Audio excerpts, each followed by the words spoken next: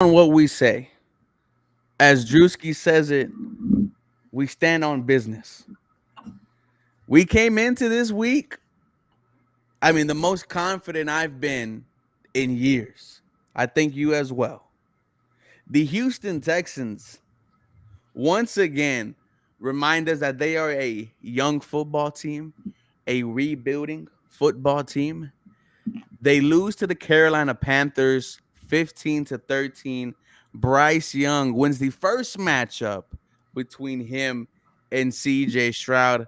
Hardy, this was heartbreaking to me because as I was looking at the comments on Facebook, the comments on Twitter, Instagram, it was, oh, same old Houston Texans, same old Texans. This is why you can never be too confident in the Houston Texans.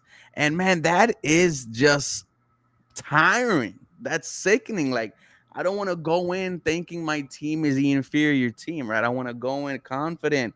But once again, we are reminded that we still have a ways to go. Yeah, it's a frustrating loss, man. 0-6 Panthers. They're injured. They're 0-6, young, new OC just coming in, taking over the play calling.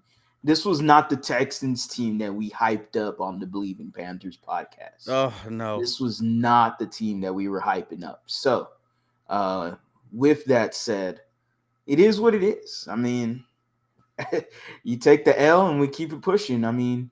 You go into next week and you are facing the Tampa Bay Buccaneers, and they could send that cease and desist anytime. Another Texans pod, send it over my way. I do not care. And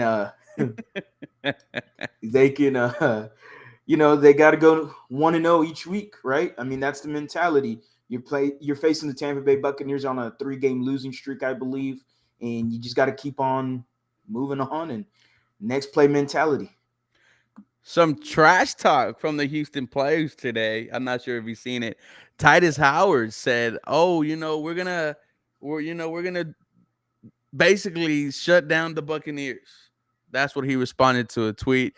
Laramie Tunsil doubled down on it and said 100%. It feels like this team is angry by their performance. But before we get into the guys, welcome to another episode of Believe in the Houston Texans. I am one part of your show, Ruben Calvillo, joined by the handsome man, Harley Dugan. This episode was brought to you by Bet Online. The last of the major pro sports league kicks off this week, and Bet Online is your top spot for all your NBA action this season.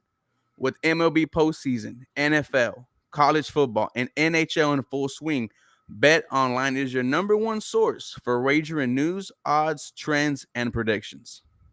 Get everything NBA at your fingertips with both desktop and mobile access for every sport anytime. Head to the Bet Online today to get in on the action. Don't forget, use the promo code BLEAV, BLEAV, and receive your first 50% welcome bonus on your first deposit. Bet Online, where the game starts. Harley, I thought you were going to have a bigger reaction to this loss. I'm not going to lie to you. This was probably the most smacked we've talked in weeks. We talked this being the start of your potential playoff push, and it was heartbreaking yesterday, man. It really was. All the reactions to the Carolina Panthers winning, and it's just like I know who was, the better football team, but they didn't show it yesterday. Um, a lot of people are upset at the Houston Texans offense, specifically Bobby Slowick. You have some fans already asking for him to get fired. No, I am nowhere near that. This is a first time offensive coordinator, but just did not have a good showing yesterday. No, it was not. It was it was a horrible first half of football that led to an even just as subpar second half of football.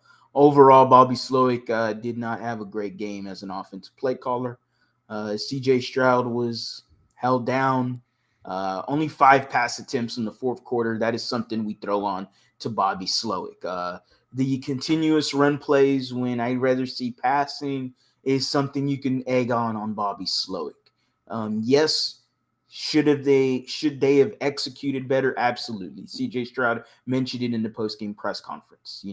That they need to execute better. I thought he had Nico on the touchdown in the first quarter. I thought he had him, and he missed him.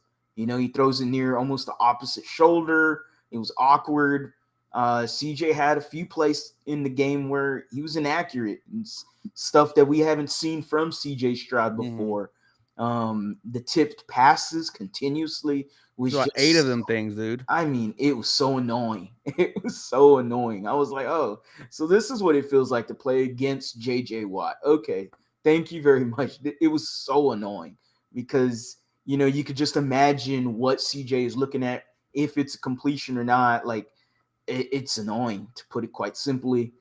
It was not a great game of football by the Houston Texans, except defensively. There's nothing to hang their hat on with defensively. They did an amazing job all game. Sure, would you like to stop them at the very end of the game? Absolutely. I mean, what else can you ask from them? They had a goal line stand on fourth down, turnover on downs. Like, they did an amazing job this week, the Houston Texans defensively. So it's solely on the offense, and it's sputtering right now. They got to find a way to kickstart it, and that was basically the sentiment going into the post-game press conference. Yeah, and I have a quote from CJ Stroud yesterday. This is from Aaron Wilson. I'm not saying I'm playing terrible, but I'm not making the plays I want to make. We got to be explosive like we want to be. We got to take some shots and be more explosive and make some plays down the field. We can't let them dictate us. That's me getting more trust from the coaches. We have the talent to be explosive. We showing, if not top 5 offense, top 10 offense. We can do it. Got to call and run it. That's why we haven't been consistent. Bobby Slowick has done a great job calling it. Hopefully, we start being a little bit more explosive. Explosive use about 5 or 6 times, right? He wants to air it out. What I like in that quote, it says, we can't let them dictate us. And I bring up the quote that our boy John Crumper put up earlier today. Damian Pierce and Devin Singletary combined for just one attempt into a stacked box on Sunday. Nico Collins, 86.4, and Tank Dell, 83.3, saw off coverage for most of their routes. Carolina dared Houston to take the ball from CJ and run. They happily indulged. We knew coming into this week that the Carolina Panthers defense was not good. We were hoping it was going to be a comeback game for Pierce and Singletary, but once again, just not there. And what was crazy is that's what Carolina wanted you to do, man. And you just did exactly that. You thought your offensive line was going to be better than their front seven, and it just wasn't the case. Again, this was not the Texans team we were hyping up on the Believe in Panthers podcast. Like, this was not the team that we were going, yeah, we're going to go in there and whoop your ass. Excuse me, excuse us. But you know what? Let's address this real quick. Excuse us for going out there and predicting a freaking whooping, a beat down. Excuse me. All right. There ain't no damn apology here. I'm going to do it again. All right. I have no problem doing it. Damn it. They're the 0-6 Panthers. Everyone's saying it's an embarrassing loss. It's a frustrating loss. Why? A, because the Texans play bad, and B, because the Panthers absolutely sucked. Okay, you had Ejiro Evero come out and all of a sudden become the defensive coordinator that I thought he should have been with the Carolina Panthers. Phenomenal game plan from him. Their offense didn't do nothing for me for the Carolina Panthers. The Texans still shut them down. They barely... We got held 15-13 is the final score. Like, that's a disgusting football game offensively. Okay, so excuse me, but I am not letting up. Excuse me for being elated and being an absolute fan of the Houston Texans. I am always going to predict this team to win almost every game I see fit. And damn it, it was an 0-6 team. They're injured. So excuse me one more time for saying that the Houston Texans would have whooped that ass every single time, 9 times out of 10. Just this Sunday, it was that 1 time out of 10. Oh, well. Yeah, I was kind of, we're being called a jinx. Harley. And it goes back to what I said, man. Like, I hate that I can't feel confident, in this football team, but you have to be. You can't go into a game thinking, "Oh, I could maybe win." No, I am going to win. So just to see all those comments calling this jinx, man, it's crazy. It's funny. Like you said, I'm sorry for being a fan. Yeah. Nonetheless, it's crazy. So for here on out, Harley, we're gonna predict a loss for the Houston Texans every single week just to keep the people happy. No, absolutely not. No. When I see a 0-6 football team, no Jeremy Chin, no JC Horn, they had to switch to their offensive coordinator for the first time, and you have one of your worst performances on offense. Like Harley said, you cannot fault the defense. No. 6 sacks, 2 of them by Jonathan Grenard. Fantastic. A goal line, 2.5 sacks. I apologize. Sorry. A goal line stands, turnover on downs. What more can you ask for the defense? Quite frankly, the Houston Texans took the ball out of CJ's hands. From this point going forward, I need this to be an air raid offense. If CJ Stroud has to throw the ball 30, 35, 40 times, go ahead and do it. Because what I have seen this whole season is that this Russian attack cannot be effective, cannot consistently give you 3 yards. You are starting 2nd and 10, 3rd and 10. You just have to put the ball in CJ's hands and let him work, which is what he's been doing all year. He's not just the best rookie quarterback. He is one of the best quarterbacks in the NFL, and it is because he is slinging the football. You need to let CJ Stroud loose because, quite frankly, this running game is not going to change. It is going to be like this the entire year. Let CJ Stroud air it out. Nothing wrong with it. I mean, I don't know about 40 times a game, but I'm definitely with you between 30 to 35. It's unacceptable. He only has 5 passing attempts in the fourth quarter. That's absolutely unacceptable. And, like you said, the run game didn't work. If it was going to work, it should have worked against the Carolina Panthers, one of the worst run defenses you were going to play all year in the NFL, and it still didn't work. And so hopefully it's more of an awakening for Bobby Slowick that maybe he gotten into his own mind. He saw that this team, and this is just speculation, Go ahead. maybe he got into his own mind, saw that this team was one of the worst run defenses in the NFL, and decided, hey, you know what? I'm going to utilize this week to get the run games going. And I understand it. We all know that if the run game gets going for this offensive scheme, we know that it's going to be just the world is your oyster. All right. We Mm-hmm. saw how it did with an Arian Foster Ben Tank combination. Sadly, we don't have those guys, and it's sad to say because Damian Pierce just last year was just running over people, looked fantastic. This year, I don't know what it is. He's lacking the ball carrier vision. He's not a scheme fit potentially. It's just he's more of a second running back now with this system. And there's nothing bad about it. He could be that smash mouth running back. He can get those extra yards at goal line running back for you. You could still utilize him. But now it's leaning more towards, man, I don't know if he's RB1 anymore. And that's where, you said that it's not ever going to be fixed. I mean, I have an obvious solution for the Houston Texans reaching the trade deadline tomorrow. It's so obvious that they won't do this, and I know they won't. We both know they won't. The people in the comment section know they won't.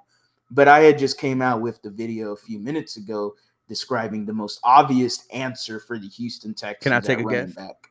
Go ahead. Dalvin Cook. No. Ah, Even way better than Dalvin Cook. let us Way know. better. I just posted it on the YouTube channel, so if anybody does want to take a deeper look into my thoughts on it. But the New York Giants have already traded Leonard Williams. Why not go into there and ask them for Saquon. Saquon Barkley? I don't think this is crazy at all. Saquon Barkley, like we are at this point right now where we're getting tired of the run game. And my point of view is, okay, Nick, you know what you did in the offseason? In the draft, you went out there and got Will Anderson Jr., and you made Christmas come early for D'Amico Ryans. And I know tomorrow is Halloween, but why not make it Christmas for Bobby Slowick? If he's going to be stubborn and run the ball continuously, then damn it, why not give him a superstar running back to run that rock and give yourself a potential three-headed monster? And I don't care whose feelings are hurt whatsoever. We are here to help the team. And at the end of the day, the Texans are 3-4 with no offensive weapons. Sure, we got some crumbs. We got Nico Collins. We got Tank Dell. But an absolute juggernaut of a weapon in Saquon Barkley would transform this offense into a top 10 offense in the league. And that is something CJ Stroud talked about in the post-game conference. Give me Saquon Barkley. He's 26 years old. He's on the last year of his deal. So first of all, last year of his deal, all right, you already saw the Giants coming from Josina Anderson said that, and I quote, want to make him the face of the franchise. If they were going to do that, they should have done that this last offseason and maybe not piss him off. We all know the value of running backs are low, and he's on the last year of his deal. Oh, okay. I'm happy to give him a 5th-round pick, a 4th-round pick, 4-6, 4 and a 6, 4 and a 5. I'll go as high as a 4th-round pick, and maybe I could trade a next year 3rd-round pick, maybe. But I don't think the 3rd-round pick I would do it. I think it's too high. And you know my stance on running backs. I am not a big running back guy. But I'm surprised you said his name. That's what I'm. I mean, if the Houston Texans are going to run this ball, and that's what they're going to do, that's what they've said it. This is the identity. Go out there and get yourself a superstar running back. Go get you Saquon Barkley. I mean, that's a home run type of move, right? Saquon has been relatively healthy this year, and the Giants are nowhere the team they thought they were going to be. Daniel Jones is going to be missing significant time. Saquon will be a great addition to this Houston Texans offense. I said Dalvin Cook because Dalvin Cook would cost you a 7th-round swap, but Saquon Barkley, the youth is there. The hunger to win is there. I mean, I think this changes everything if you go out there and get it. Like you mentioned, you said the Houston Texans won't, but I mean, why not? Why not go get one of the best running backs in the NFL? And you help out CJ Stroud a ton because it is horrible being 2nd long, 3rd and long. And what's crazy is that CJ Stroud is converting them. Give him some help in the running game and this offense transforms. I mean, I don't think it's a bad idea whatsoever. I just don't think the Texans are going to do it. It's too obvious of an answer for them. It's so clear that they could go get a Saquon Barkley and it would transform this offense, similar to what the 49ers did last year, getting Christian McCaffrey, which just made their offense, which was already fantastic, but it just catapulted their offense into another atmosphere. In the Houston Texans right now, they're sputtering. You want to re-energize it, which they got a bunch of energy already, but to really, just propel this offense into another atmosphere, go get yourself a guy in Saquon Barkley. And then the thing is, he's on the last. I mean, if you give up a 4 and a 6, that don't mean much for me. I'm happy for that. You give me Saquon Barkley, he's healthy and plays the way he's capable of. Just had 126 yards against the New York Jets, one of the best defenses in the NFL, let me say. All right. So with that said, Saquon Barkley should be an obvious answer for the Texans. I just don't think it's going to happen. And it's nothing against Dameon Pierce. It's nothing against him. But I've seen 7 games now from him. And it's just, I don't know what it is with him, man. I hate to say it because I bet money on Dameon Pierce. I did too. Man. I mean, I ain't going to lie. And I still have that fan blind faith in him, like I still believe that he could turn it around. But the Texans are going to go after a running back, if they're going to be stubborn and continue to run the ball, then gift Bobby Slowick one of the best Christmas presents you can tomorrow at Halloween. Give himself a huge superstar to basically be one of the faces of the franchises. And if he's healthy, maybe even extend him. You have the money to do it. You have CJ Stroud on a rookie contract. He's only going to be 27 next year. I mean, I have no problem with it whatsoever. I think Barkley would fit this scheme, fit any scheme, to be honest. He's just that good of a running back. He's good receiving. He's good running. I'm happy with it. Give me that three-headed monster moving forward with the Houston Texans. Oh. I still feel like they're going to make a trade tomorrow. Hmm. I still feel it. It's as we were talking in the group chat, we are also trading not just for this season, for the future of the Houston Texans. And I think if trading for Saquon Barkley, that could potentially do that. That just got me excited, man. Like, I am more excited for tomorrow's trade deadline. It is on Halloween. It is going to be scary hours. And Nick can make the move if he wants to. He said there might be a certain contract that we could take on. We are looking at the player, a impactful player. I was just only looking at the defense, right? That's what the majority we were looking on. Chase Young, Brian Burns, Daniel Hunter, Jonathan Allen. But, man, Saquon would just change this Houston Texans offense. You still think they make a trade tomorrow? If they do, I don't think it's going to be anything major. I think they could get maybe a solid veteran piece or something that they think could help this team immediately. But I still want to say that they're going to stand pat and they're not going to do anything. They're still, again, at the end of the day, and I know I just hyped up everybody with Saquon Barkley. I hate to put the roller coaster way back down, but I don't think the Texans are making a move tomorrow. I don't. I've been saying that since 2 weeks ago. I just don't feel it.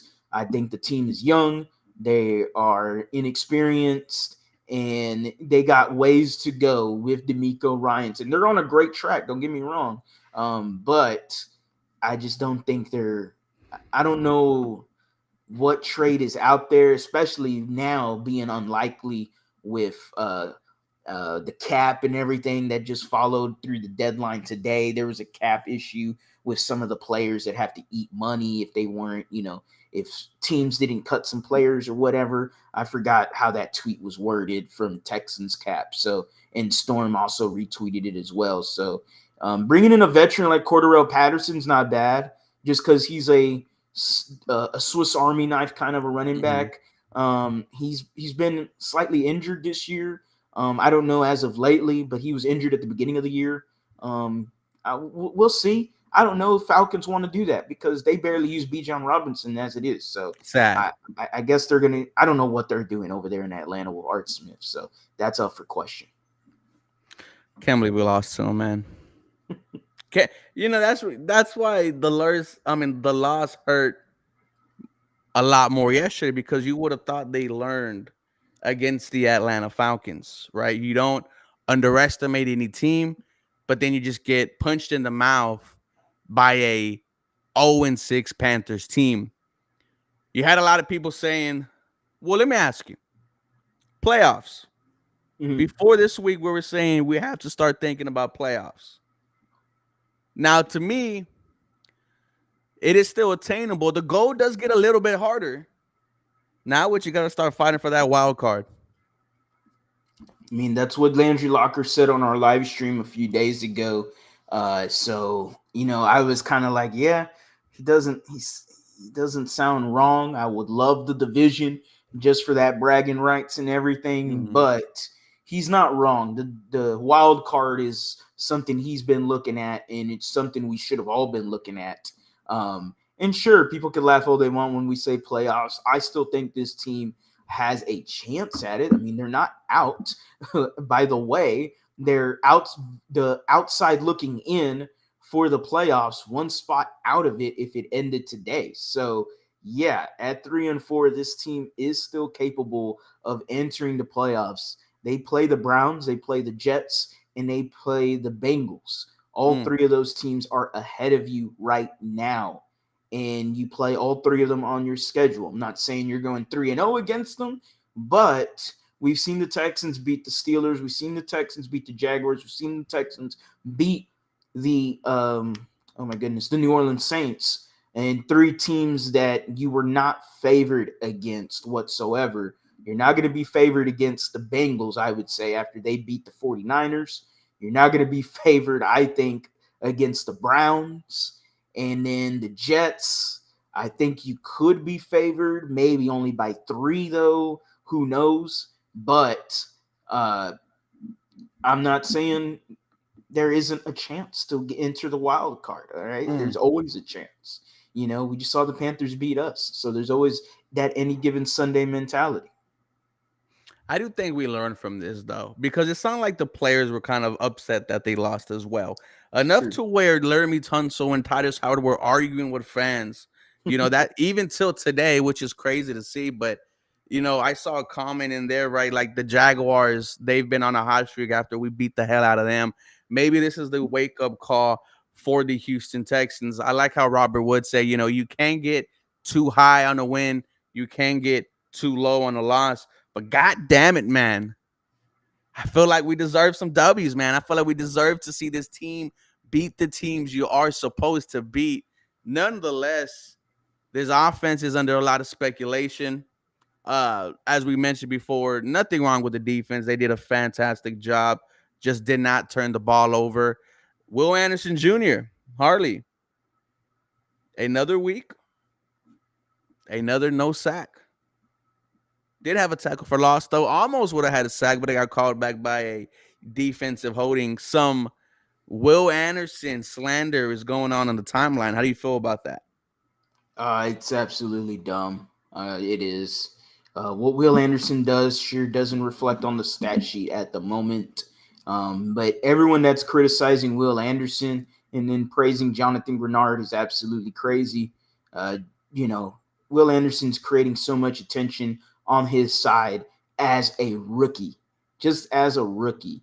Okay. And so I am not going to go crazy about this. A lot of people are saying, oh, he's only got 1 sack. And that's all they highlight. He's only got 1 sack. That's it. Nah, man. It's all right, man. It's all right. He's going to be just fine. The pressure rate is still high with him. Jonathan Grenard is manufacturing sacks, 2.5 this last week. Hopefully he continues to add more to it. And so I'm not gonna go crazy about Will Anderson just yet.